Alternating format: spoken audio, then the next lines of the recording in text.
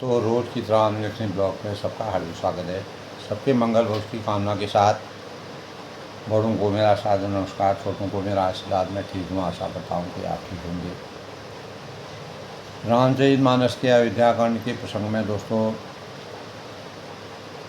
भगवान राम, लक्ष्मण और सीता जब चित्रकूट में सुंदर तपस्विनी नदी के किनारे पर्णकुटी में अपार सुंदर और शोभा के प्रतीक के रूप में विराजमान होकर के चित्रकूट में रहने वाले सभी प्राणियों के जीवन को यानी सुख की अनुभूति का प्रसाद दिला रहे हैं, अर्थात धर्म अर्थ काम मोक्ष की प्राप्ति हो रही है। और भगवान राम जब चित्रकूट के विषम वन में अपना निवास करते हैं तो अनेक प्रकार की वेदनाएं वहाँ के वन्य वन में रहने वाले लोगों, भील है, किरात है, कोल है और ऋषि मुनि हैं, देवता हैं, भगवान के परम सौंदर्य को देख करके यानी अवध का जैसा परिवेश उनको वहाँ दिख रहा है। भगवान राम के चित्रकूट के में प्रवेश करने के तुरंत बाद वहाँ के पशु हैं, पक्षी हैं, नर हैं, नारी हैं और प्राकृतिक छटा जो है पूर्ण रूप से परिवर्तित हो रही है। तुलसीदास जी ने अयोध्या कांड में भगवान राम के 14 वर्ष के वनवास की जो रचना की है वो वास्तव में मानव जीवन के लिए एक बहुत बड़ा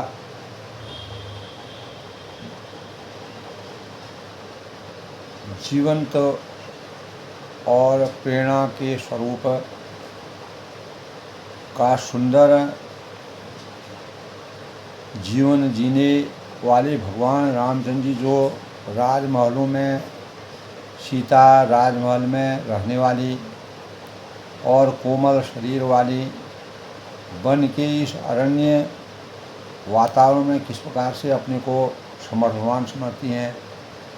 तो भगवान की लीलाएं अपरंपार हैं। भगवान अंतर्यामी हैं, सर्वशक्तिमान हैं। तो जब भगवान राम चित्रकूट की स्वरूप में पूर्ण रूप से विराजित हो जाते हैं तब उनको अपने माता पिता, गुरु बंद और अवध में रहने वाले सभी लोगों की चिंता सताने लगती है। जैसे उनके अंतःकरण में इस प्रकार की चिंता सताती है तो वह लक्ष्मण और सीता जी को अनेक प्रकार की पुरानी कथाओं को, कहानियों को, प्रसंगों को समझा करके उनके ध्यान को बांटने का प्रयास करते हैं। और भगवान राम के साथ जब केवट और सुमंत जी दशरथ जी द्वारा भेजे हुए और केवट के साथ जब केवट ने उनको गंगा तीर पार करवाया और सुमंत को अयोध्या वापस लौटने के लिए कहा तो सुमंत जाते जाते भगवान राम चित्रकूट तक पहुँचे और केवट सुमंत को यानी दशरथ राजा ने भगवान राम, लक्ष्मण और सीता में किसी को भी अयोध्या वापस लौटाने के लिए केवट से कहा था, लेकिन सुमंत जी से कहा था। लेकिन सुमंत जी ने अनेक प्रकार से अनुरोध करने पर, विनय करने पर, स्तुति करने पर भी भगवान राम ने कहा कि 14 वर्ष के वनवास को समाप्त करने के पश्चात ही मैं अयोध्या में लौटूंगा, क्योंकि माता पिता और गुरु बंधुओं द्वारा दिए गए जो वचन हैं, माता पिता के द्वारा दिए गए वचनों का उल्लंघन करना यह रघुकुल की रीति के अनुकूल नहीं है। इसीलिए मेरा तो 14 वर्ष तक वनवास वन में रहना, बदकल वस्त्र पहनना, मुनियों के वेश में रहना, सन्यासी जीवन यापन करना, यह तो नीति संगत है। लेकिन लक्ष्मण जी और सीता जी ने कहा कि बिना प्राण के जीवन नहीं रख सकता है। और लक्ष्मण ने कहा, मैं भगवान राम की छाया हूँ, मेरे लिए माता पिता भाई बहन यानी भगवान सब कुछ भगवान राम हैं, जहाँ वह रहेंगे वहीं मैं रहूँगा। तब सुमंत्री जी जब वापस पहुँचते हैं, केवट से उनका संवाद होता है, तब वह विरह व्यथा में इस प्रकार से विरह की व्यथा उनके अंतःकरण में होती है। और रथ को ले जा करके जैसे वह पहुँचते हैं तो अवध में कैसे वह अवध में प्रवेश करेंगे, इस चीज़ की चिंता उनको सता रही थी कि दशरथ जी को मैं क्या जवाब दूंगा राजा को। तो जो रथ में जो घोड़े थे वह भी हिनहिना रहे थे, अपनी भाषा में भगवान राम जी के स्वरूप को नहीं देख रहे थे। और भगवान राम को छोड़ करके जैसे ही वह अयोध्या को लौटे तो वह भी निराश हो गए, क्योंकि पशु भी दोस्तों स्वामी भक्त होते हैं, प्रत्येक चीज़ को समझते हैं लेकिन बोल नहीं पाते हैं। तो तुलसीदास ने इस प्रकार का वर्णन कल के प्रसंग में किया है कि नहीं तृण चरहि न पियहि जलु मोचहि लोचन बार, यानी पशु होने के परिणाम स्वरूप भी न तो वह घोड़े घास चरते हैं और न पानी पीते हैं। मानव तो विरह व्यथा में पूर्ण रूप से व्यथित हो चुका है, लेकिन पशु पक्षी में भी इस प्रकार का भगवान राम के बिना और आँखों में उनका जल भर आता है। तो तुलसीदास ने किस प्रकार का हृदय स्पर्शी वर्णन किया है। श्री रामचंद्र जी के घोड़ों को इस दशा में देखकर सब निषाद जो है वह निषाद और सुमंत भी बहुत ही व्याकुल हो, क्योंकि भगवान उस मोह के परिणाम स्वरूप भगवान राम के बिना पशु पक्षी जीव प्रत्येक प्राणी का अस्तित्व उन पर नहीं था। तो श्री राम के साथ सीता जी अयोध्यापुरी कुटुंब के लोग और घर की याद भूलकर बहुत सी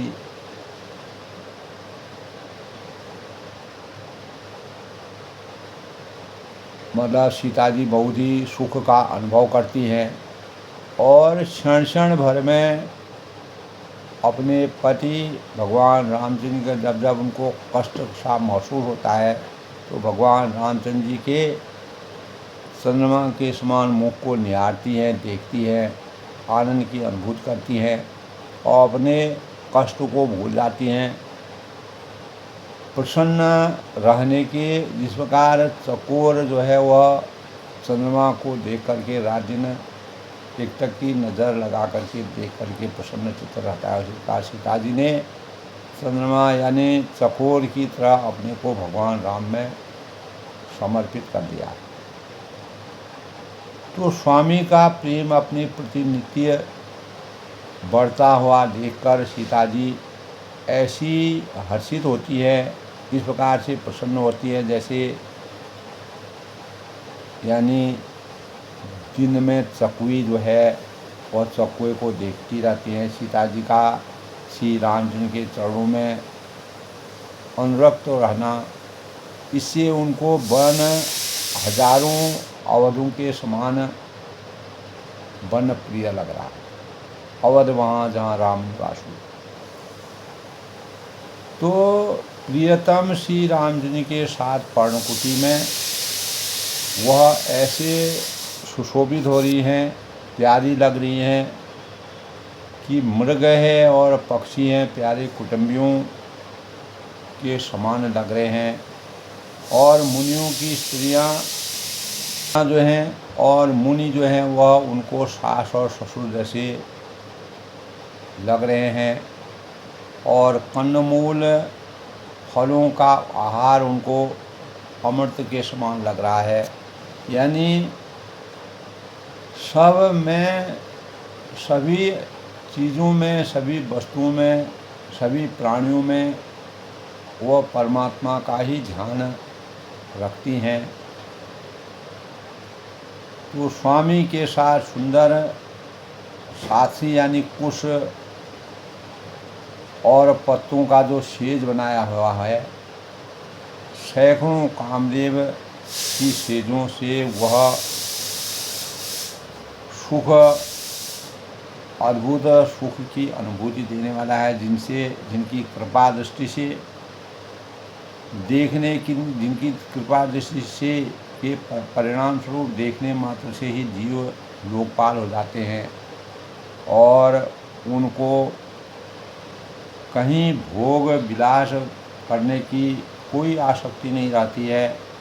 पूर्ण रूप से सांसारिक माया मोह की अभिव्यक्ति से निवृत्त होकर समर्थवान बनने के भावों का स्वीकार होता है।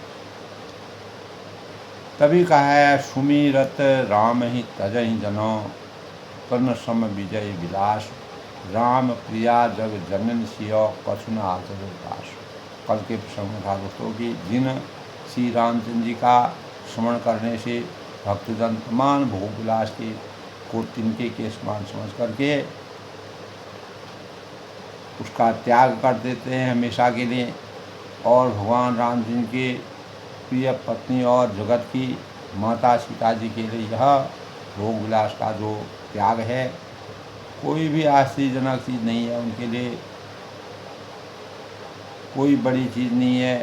सांसारिक आस्था, भोग विलास, अपेक्षाएं सब उनके लिए निस्सार हैं भगवान के स्वरूप के सामने। तो सीता जी और लक्ष्मण जी को जिस प्रकार सुख मिले भगवान राम वही प्रक्रिया करते हैं, उसी प्रकार का के भावों का संचार करते हैं।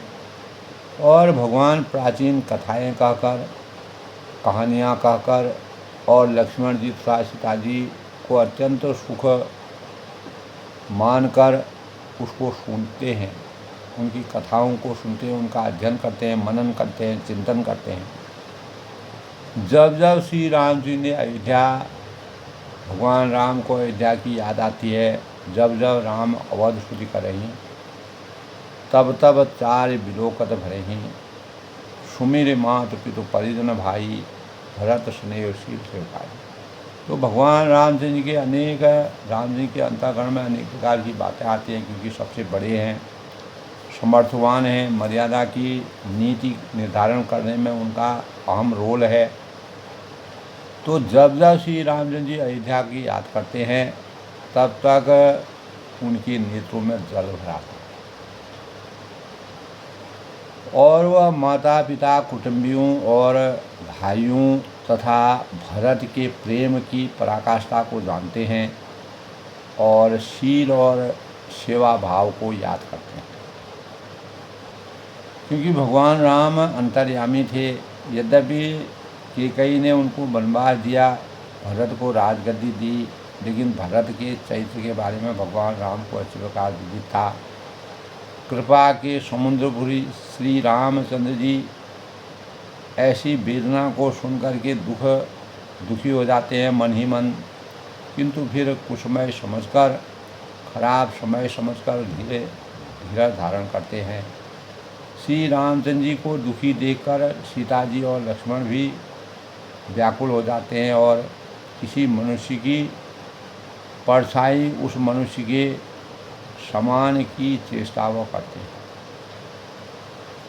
तभी कहा है, प्रिया बंधुगत लखि रघुनंदन, धीर कृपाल भगत गुरुबंदन, लगे कहन कछु कथा पुनीता, सुनि सुनि सुख लहै लखन और सीता। तब धीर कृपालु और भक्तों के हृदय को शीतल करने वाले परमात्मा, चंदन के स्वरूप सबको शीतल बनाने वाले, रघुनंदन की को आनंदित करने वाले, जो भगवान श्री रामचंद्र जी प्यारी पत्नी और भाई लक्ष्मण जी की दशा को देखकर कुछ पवित्र कथाएं कहते हैं, उनको सुनते हैं और सुनकर लक्ष्मण जी और सीता जी सुख की अनुभूति करते हैं। तो राम लखन सीता सहित और सोहद बरन निकेत, जिमि बासव बस अमरपुर और सखी जयंत समेत। तो लक्ष्मण जी और सीता जी सहित भगवान श्री रामचंद्र जी पर्णकुटी में ऐसे विराजमान होते हैं, ऐसे सुशोभित हैं जैसे अमरावती में, इंद्रपुरी में इंद्रदेव, इंद्रपुरी इंद्रलोक सबसे बड़ा लोक माना जाता है। तो भगवान ने इंद्रलोक से भी बढ़कर यानी चित्रकूट पर उन्होंने इस प्रकार का परिवेश बना दिया है। अपनी पत्नी और शची और पुत्र जयंत सहित, जिस प्रकार से शची और जयंत इंद्रपुरी में बसते हैं, उसी प्रकार से भगवान राम के साथ सीता और लक्ष्मण भी शोभित हैं। तो प्रभु श्री रामचंद्र जी सीता जी और लक्ष्मण जी की कैसी संभाल करते हैं, देखभाल करते हैं, कैसे पल पल में उनके नेत्रों के गोलकों की, यानी इधर लक्ष्मण जी, सीता जी और श्री रामचंद्र जी, अथवा लक्ष्मण जी और सीता जी और श्री रामचंद्र जी का ऐसी सेवा करते हैं, ऐसी शुश्रूषा करते हैं जैसे अज्ञानी मनुष्य शरीर की करते हैं। तो यही विधि प्रभु बन बसई सुखारी, खग मृग सुर तापस हितकारी, कहो राम बन गवन सुहावा, सुनो सुमंत अवधि। पशु हैं, पक्षी हैं, देवता हैं, तपस्वी हैं, हितकारी, जो प्रभु इस प्रकार सबके हितकारी हैं, सुखपूर्वक वन में निवास कर रहे हैं। दर्शनों से का लाभ उठा करके अर्थ धर्म काम की प्राप्ति सबको हो रही है। तो तुलसीदास जी कहते हैं कि मैंने श्री रामचंद्र का सुंदर जो वन गमन का वर्णन किया है, और तब जिस तरह सुमंत अयोध्या आए और वह कथा वह सुनाते हैं कि अयोध्या में आने के बाद सुमंत की क्या दशा होती है जब वह वन से लौटते हैं, भगवान राम को छोड़ने आते हैं। प्रभु श्री रामचंद्र जी को पहुंचाकर जब निषाद राज लौटा, तब आकर उसने रथ को मंत्री सुमंत सहित देखा, तो मंत्री को व्याकुल देखकर निषाद राज को अपार दुख हुआ, और वह उस दुख का वर्णन तुलसीदास जी नहीं कर पाते। निषाद को अकेले आया देखकर सुमंत हा राम हा सीते और लक्ष्मण का नाम पुकारते हैं, बहुत व्याकुल होते हैं, व्यथित होते हैं और धरती पर गिर जाते हैं। घोड़े दक्षिण दिशा की ओर देखते हैं, भगवान रामचंद्र की जिस दिशा की तरफ भगवान राम गए थे, और उन्होंने देख देख का और वह हिननाते हैं, अपने भावों का वर्णन करते हैं, अपने भावों को दर्शाते हैं, मानो बिना पंख के पक्षी जिस प्रकार से व्याकुल हो जाते हैं, उस प्रकार से वह घोड़े व्याकुल हो जाते हैं। तो वे न तो घास चरते हैं, न पत्ते खाते हैं, न पानी पीते हैं, न आँखों से उनके आँखों में जल भर आता है। श्री रामचंद्र जी के घोड़ों को इस दशा में देखकर तब निषाद व्याकुल हो जाते हैं। तो इस प्रकार का वर्णन जब एक पशु पक्षी के अंतःकरण में भगवान रामचंद्र जी के प्रति इतना स्नेह है, तो मानव जीवन तो अपरंपार है, उसकी लीला का वर्णन किया नहीं जा सकता है। ये कल के प्रसंग के भाव से दोस्तों तुलसीदास ने किस प्रकार से पशु पक्षियों के साथ भगवान राम का कितना स्नेह था उसका वर्णन किया है। और सुमंत जब अयोध्या में वापस लौटते हैं उनकी क्या दशा हो जाती है। तो आज के प्रसंग से पहले आज के शुभ पंचांग की समीक्षा करते हैं। आज दोस्तों 10 जून 2025 और शुक्ल पक्ष की ज्येष्ठ माह के शुक्ल पक्ष की चतुर्दशी तिथि, सिद्धार्थी नाम संवत्सर, बड़ा मंगल का चतुर्थ मंगल का संयोग, विक्रम संवत 2062 संवत 1947, सूर्य उत्तरायण में ग्रीष्म ऋतु का संयोग। आज का दिन शुभ कर्म और कोई भी शुभ कार्य करने के लिए बहुत ही शुभ फलदायक दिन माना गया है। रवि योग का संयोग है, अनुराधा नक्षत्र है, कर्ण दृष्टि योग है, ध्रुव योग, और चंद्रमा आज कुंभ राशि में विचरण करेंगे। और पूर्णिमा दोस्तों आज 11:30 तक चतुर्दशी रहेगी, उसके बाद पूर्णिमा शुरू हो जाएगी और अगले दिन तक पूर्णिमा 11 रहेगी और 11 जून तक। और उदया तिथि के अनुसार व्रत की पूर्णिमा 11 जून को ही मनाई जाएगी, इसलिए व्रत जो है वो 11 जून को किया जाएगा। व्रतधारी जो है 11 जून को व्रत और स्नान ध्यान और स्नान दान की पूर्णिमा यह कहलाएगी। आज के शुभ मुहूर्त की बात करें तो अभिजीत मुहूर्त 11:59 से 12:53 तक, अमृतकाल आज 6:32 से 8:18 तक प्रातः। राहु काल की बात करें तो 7:55 से 9:18 तक प्रातःकाल। सूर्योदय आज दोस्तों 5:44 से सूर्यास्त 7:08 तक। आज दोस्तों विजय मुहूर्त है 2:40 से 7:38 तक, यानी हम किसी भी कार्य में विजय प्राप्त कर सकते हैं। गोधूल मुहूर्त यानी शादी विवाह इस प्रकार के ग्रह प्रवेश इस प्रकार के कार्य आज 7:17 से 7:38 का समय है। और उत्तर दिशा शुभ है, उत्तर दिशा में जाना आज वर्जित माना गया है। इस प्रकार आज के शुभ पंचांग के भाव हैं। आज मंगलवार का दिन है। मंगल भवन अमंगलहारी, उमा सई नहीं जपतपुरारी, दीन दयाल विश्वमारी, हरहु नाश संकटहारी। तो मंगल को जन्मे मंगल ही करने मंगलमय हनुमान जी का दिन मंगलवार, मंगल ग्रह और हनुमान जी का संयोग बड़ा ही विचित्र है और मंगलवार की प्रकृति उग्र होती है। और हनुमान जी और रामचंद्र जी का ज्येष्ठ मास के मंगलवार को आपस में श्रृंगेश्वर पर्वत पर उनका मिलन हुआ था ब्राह्मण वेश में। तो तभी से ज्येष्ठ मास के मंगल में भगवान हनुमान जी की पूजा, भगवान रामचंद्र की स्तुति करना, रामचरितमानस का पाठ करना, सुंदरकांड का पाठ करना और हनुमान चालीसा का पाठ करना शुभ कार्य माना गया है। और अनेक प्रकार के शुभ कार्य हम कर सकते हैं। तो श्री गुरु चरण सरोज निजन मग सुधार, वर्णो रघुवर विमल सौ जोदाय फलचार, हनुमान ते पदशा कर पुनि कीन प्रणाम, राम काज की बिना मोहि कहाँ विश्राम। पवन तनय संकष्ट हरण, मंगल मूर्ति रूप, राम लखन सीता सहित हृदय बसों।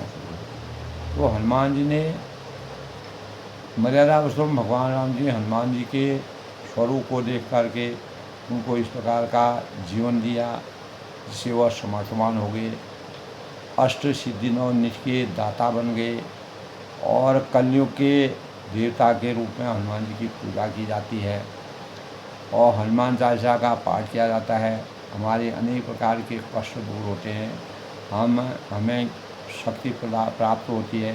हनुमान जी को लड्डुओं का भोग लगाना शुभ माना जाता है। तो मंगल देव को समर्पित यह दिन शुभ कार्यों के लिए, मंगलकारी परिणाम प्राप्त करने के लिए मंगलवार का उपवास रखना अच्छा माना गया है। मंगलवार के उपवास के दिन नमक का सेवन करना वर्जित है। मंगलवार ब्रह्मचर्य का दिन माना जाता है और यह दिन हनुमान जी की पूजा अर्चना, हनुमान चालीसा और सुंदरकांड का पाठ करने का के लिए शुभ माना गया है। हनुमान जी को खुश करने के लिए हनुमान जी की उपासना करनी चाहिए। हनुमान जी को जैसे कि मैंने बताया कि बेसन के लड्डू का भोग लगा करके शुभता शुचिता के भावों का संचार होता है।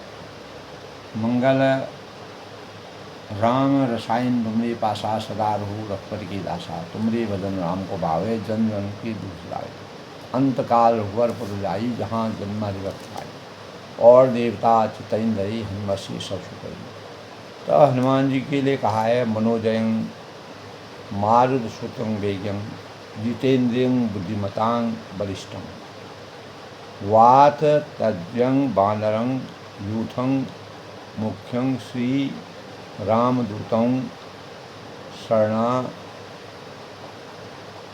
शरणं उपाद्यते। यानी मंगल के दिन जन्मे साधक जो होते हैं वह अत्यधिक वफादार होते हैं, ईमानदार होते हैं और भरोसेमंद होते हैं। और ज्येष्ठ माह के मंगलवार के दिन ही भगवान श्री राम और हनुमान जी की मुलाकात हुई थी। इसी कारण इस माह के में जन्मे जो भी लोग होते हैं वह भगवान के उपासक होते हैं। मंगल का मतलब शुभ माना गया है, शुभता। इस दिन की पूजा उपवास और करने से कष्टों से छुटकारा मिलता है, शक्ति का संचार होता है और इस दिन उपवास रखने से जीवन में तरक्की मिलती है। मंगल ग्रह प्रबल ग्रह माना गया है। मंगल ग्रह का शास्त्रों में बड़ा ही महत्व है। हनुमान चालीसा का और सुंदरकांड का पाठ करना, चमेली का तेल भगवान पर अर्पित करना चाहिए। नमक का सेवन करना वर्जित माना गया है। तामसिक भोजन करने से परहेज रखना चाहिए। और मेष व वृश्चिक राशि के स्वामी मंगल कहलाते हैं। हनुमान जी की पूजा उपासना से मंगल दोष से हमको छुटकारा मिलता है और हमारे सारे बिगड़े काम जो हैं वो सार्थक हो जाते हैं। हनुमान जी ने पहली बार रामचंद्र जी से श्रृंगेश्वर पर्वत पर ब्राह्मण के वेश में मुलाकात की थी। निष्काम भक्ति और किसी प्रकार की इच्छा शक्ति के और पूर्ण निष्ठा के साथ भगवान के स्वरूप में विराजित हनुमान प्रमुख देव कहलाए हैं। और जामवंत जी ने हनुमान जी की शक्ति के परिणामस्वरूप लंका में उन्हें भेजा, जिन्होंने लंका को पूरा समाप्त करके, रावण का अहंकार समाप्त करके भगवान राम जी को सामर्थ्य प्रदान की। तो हनुमान अपनी भक्ति व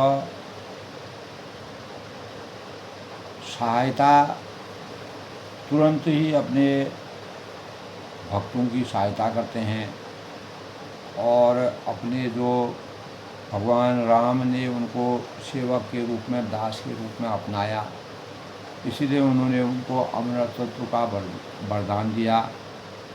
और आज भी हनुमान जी का, कलयुग में भी हनुमान जी जब तक सृष्टि रहेगी हनुमान जी का वास सशरीर, ऐसा हमारे शास्त्रों में विद्यमान है। तो रामचरितमानस में दोस्तों जब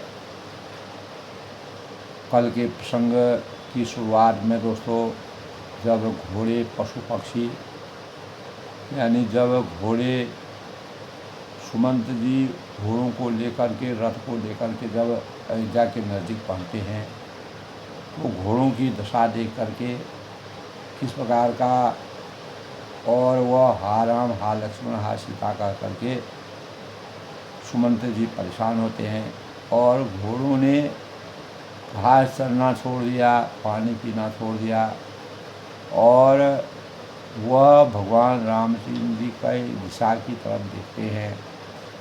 तो तुलसीदास जी ने इस दशा को देखकर सब निषाद राज केवट भी देख करके बड़े ही आश्चर्यचकित हुए। ऐसा वर्णन तुलसीदास जी ने ऐसा वर्णन किया जो साकार विद्यमान है।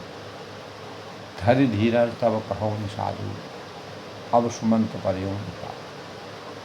तब केवट राज ने सुमंत जी से कहा कि ऐसे भगवान समर्थ हैं, सर्वगुण संपन्न हैं और उन्होंने जो लीलाएं की हैं वो सार्थक हैं।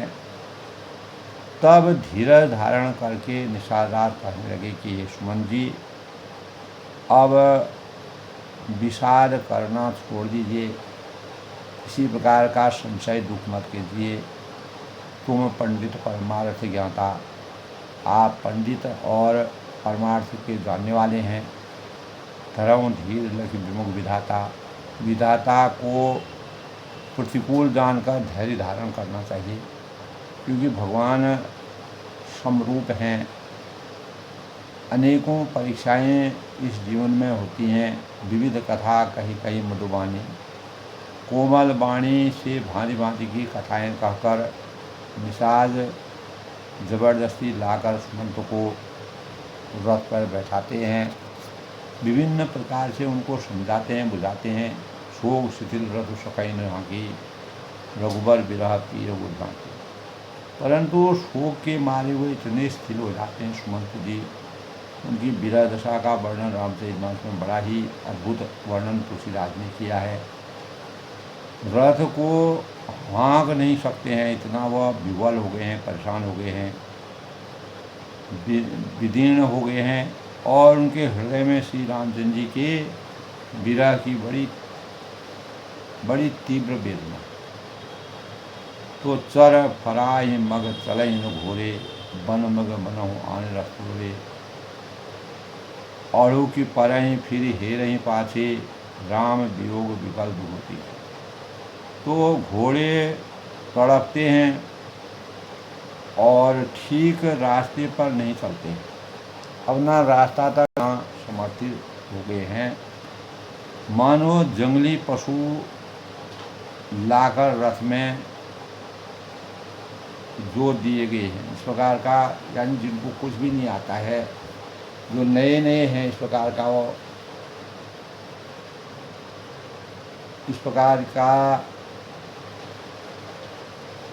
प्रकार के भाव करने लगे। ऐसे वे रामचंद्र जी के वियोगी घोड़े कभी ठोकर खाकर गिर पड़ते हैं, कभी घूमकर और पीछे की ओर देखते हैं और तीक्ष्ण दुख से व्याकुल हो जाते हैं। तो भगवान राम जब पशुओं के अंतःकरण में भी, जो रात दिन भगवान राम जिस रथ पर चल करके चलते थे, उनके दर्शन करते थे, तो उनके अंतःकरण में भी भगवान राम का स्वरूप विराजमान हो गया। जो कह राम लखन बैदे, जो कोई राम लक्ष्मण और जानकी का नाम ले लेता है, हिंकरी हिंकरी हित हेर हित, और घोड़े हिनहिनाकर उनकी ओर देखने लगते हैं और घोड़ों को बाज विरह गति कही कि मैं जानी। और घोड़ों की विरह दशा कैसे कही जा सकती है? तुलसीदास जी कहते हैं कि बिनु मणि फनिक बिकल री भक्त। उनका जीवन इस प्रकार का हो गया जैसे सांप जो है बिना मणि का, सांप व्याकुल हो जाता है, परेशान हो जाता है, वही दशा घोड़ों की होगी है भगवान रामचंद्र के विरह के बाद। तो भयं भयं निषाद वियाद बसो विषाद बसो देखन सचिव तुरंग, बोली सुसेवक बारिक ब दिए सारथी से। तो मंत्री और घोड़ों की यह दशा देखकर निषाद राज अपार दुख से घिर गए। तब उन्होंने अपने 4 उत्तम सेवा बुलाकर सारथी के साथ यानी सुमंत्र जी के साथ उनको लगाया। गुह सारथी फिर पहुँचाई, विरह विषाद बरन में जाई। जब मानव किसी भी विरह से व्यतीत हो जाता है तो उसके अंग स्थिर हो जाते हैं, वह कोई भी कार्य करने में समर्थवान नहीं होता है। तो इसी प्रकार निषाद राज ने गुह ने सारथी भेज करके सुमंत्र जी को पहुंचाकर विदा करके लौटाया। उसके विरह और दुख का विशद विषाण बरण्यदायी उसका वर्णन करना बड़ा ही अद्भुत है, किया नहीं जा सकता है, कठिन है। चले अवध ले रथे निषादा। वे चारों निषाद रथ लेकर अवध को जाते हैं और सुमंत होई छने छन मगध विषादा। सुमंत और घोड़ों को देखकर वे बहुत ही क्षण भर में विषाद करते हैं, दुख करते हैं। उनको देख करके, उनकी दशा को देख करके उनके अंतःकरण में अनेक भाव आते हैं। शोध सुमंत विकल दुख दीन। व्याकुल और दुख से दीन हुए सुमंत जी सोचते हैं कि धिग जीवन रघुवीर विहीन। हमारा जीवन को धिक्कार है जो बिना भगवान रामचंद्र के जीवन के हम जी रहे हैं, बिना उनके अवध में होने के परिणाम को हम जी रहे हैं। रह न अंतहूँ अधम शरीर। आखिर यह अधम शरीर क्षितिजल पावक अधम शरीरा पंचतत्व क्षितिजल पावक अधम शरीरा पंच क्षितिजल पावक गगन समीरा पंच तत्व यह अधम समीरा। तब आखिर वह अधम शरीर ही तो रहे है ही नहीं। सभी श्री राम जी के जस सुन ले हूँ विकल रघुबीरा। श्री राम जी के बिछुड़ते छोड़कर हमने यश नहीं ले लिया है, उनका मान सम्मान हमने नहीं लिया है। भये अजस अघभाजन प्राणा। सुमंत जी कहते हैं कि ये प्राण अपयश और पाप के भागी हो गए हैं और कवन हेतु नहीं कदर बयाना। क्योंकि सुमंत जी जो है, जो दशरथ जी ने उनसे जो कहा था, एक तरफ दशरथ जी के वह क्या जवाब देंगे, क्या उत्तर देंगे, इसका उनको दुख है। दूसरी तरफ भगवान रामचंद्र जी वन को चले गए हैं, कवन हेतु नहीं करत बयाना। तो अब ये किस कारण पूछ नहीं करते हैं और निकलते नहीं है अपने प्राणों को निकालने का, इस प्रकार के भाव कहते हैं। अहम मंद मन अवसर का। तब वह कहते हैं नीच मन जो है मेरा। तुलसीदास ने इस प्रकार का वर्णन किया है सुमंत जी का कि बड़ा अच्छा मौका हम चूक गए, यानी अजौन हृदय होत दूर। सुंदर अवसर होने पर भी हृदय के 2 टुकड़े नहीं हो जाते हैं। यानी सुमंत जी अपने भगवान रामचंद्र के बिना अवध को जब लौटते हैं तो उनकी विरह दशा का वर्णन बड़ा ही अभूतपूर्व तुलसीदास जी ने किया है। मीज हाथ शिरोमणि मुस्तारी। और सुमंत जी हाथ मलते हैं, जैसे जब आदमी को कुछ नहीं मिलता है, सब चीज़ दूर हो जाती है, तब वो हाथ मल कर सिर पीट कर पछताते हैं, पश्चाताप करते हैं। मनो कुछ कृपण धन राशि को आई। और मानो कोई कंजूस धन का खजाना लुटा रहा हो। बिरिदि बाँझ बर बीरु कहाई, चलेऊँ समर धन सुबट पराई। के बिना हम सब कुछ खो बैठे हैं। इस प्रकार वह चल रहे हैं मानो कोई बड़ा योद्धा वीर का मारा, यानी वीर का बाना पहनकर और उत्तम शूरवीर कहलाकर युद्ध से भाग चला हो। ऐसी विरह व्यथा उनकी हो गई। विप्र विवेकी वेद विदौ, सम्मत साध सुजाति, जिमि धोखे मदपान करो, सचिव सोच दे। तो जैसे कोई विवेकशील मनुष्य है, विप्र विवेकी वेद विदौ, और वेदों की मर्यादा को जानने वाला हो, ज्ञाता हो, संगत साधु सुजात, साधु सम्मत आचरणों वाला और उत्तम जाति का कुलीन हो, कुलवान हो, ब्राह्मण धोखे से जिमि धोखे मदपान करे, सजीवन सोचते हैं।